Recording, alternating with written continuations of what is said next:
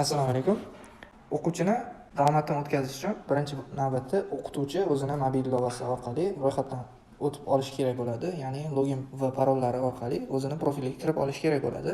Buning uchun biz mobil ilova orqali, ya'ni kasbiyta'lim.uz loyihasining mobil ilovasini yuklab olgan bo'lishimiz va u loyihaga kirib login va parolimizni kiritishimiz kerak bo'ladi va kirish tugmasini bosamiz. Kirish tugmasini bosganimizda asosiy menyu ochiladi. Asosiy menyudan keyin bizda davomat menyusi joylashgan. Davomat menyusini ochganimizda o'qituvchi bugun o'tish kerak bo'lgan darslar ro'yxati ochiladi. Darslar ro'yxati 3 xil turda bo'ladi. Jarayonda o'tish kutilayotgan va o'tib ketgan darslar ro'yxati bo'ladi. O'quvchilarni faqat jarayonda, ya'ni hozir dars o'tilayotgan darslarga davomatdan o'tkazishimiz mumkin.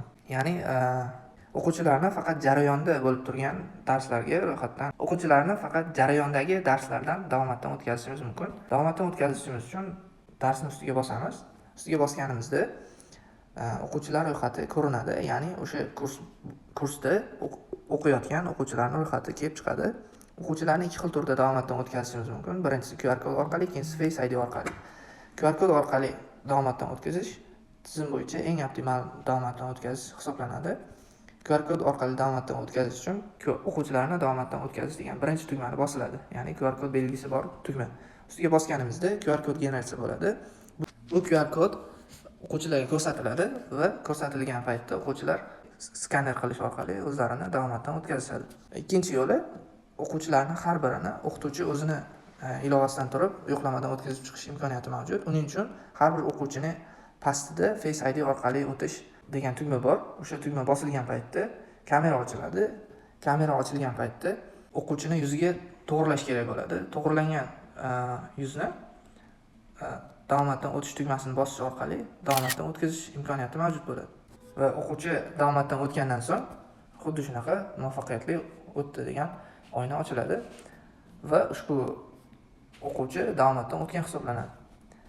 Endi biz o'quvchilarni QR kod orqali davomatdan o'tkazishni o'quvchini profilidan ko'rib chiqamiz. Uning uchun biz o'quvchini profiliga kirgan bo'lishimiz kerak bo'ladi. O'quvchi profilida davomatdan o'tish yo'llarini ko'rishimiz uchun o'quvchini o'zini profiliga kirib olamiz. Kirgan paytimizda o'quvchini birinchi ko'radigan oynasi kurslar oynasi bo'ladi va bu kurslarda o'zi o'qiyotgan kurslar ko'rinadi.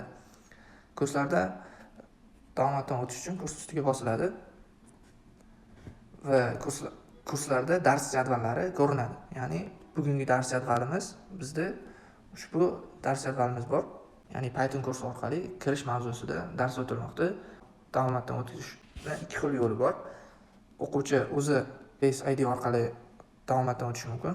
Bu holatda o'quvchini turgan lokatsiyasi ham tekshiriladi yuzi bilan birgalikda. O'quvchi Face ID orqali davomatdan o'tish uchun Face ID orqali o'tish tugmasi bosiladi. Bosilganda kamera ochiladi. Kamera ochilgandan so'ng o'quvchi o'zini rasmga olishi kerak bo'ladi. Davomatdan o'tish tugmasi bosilganda o'quvchi o'zini rasmga tushiradi. Bu paytda o'quvchi tekshiriladi. Haqiqatan ham dars o'tilayotgan joyda turibdimi va yuzi to'g'ri keladimi? To'g'ri kelishi yoki to'g'ri kelmasligi tekshiriladi va tekshirilgandan so'ng o'quvchi davomatdan o'tadi. O'quvchi QR kod orqali davomatdan o'tish uchun QR kod orqali o'tish tugmasi bosiladi.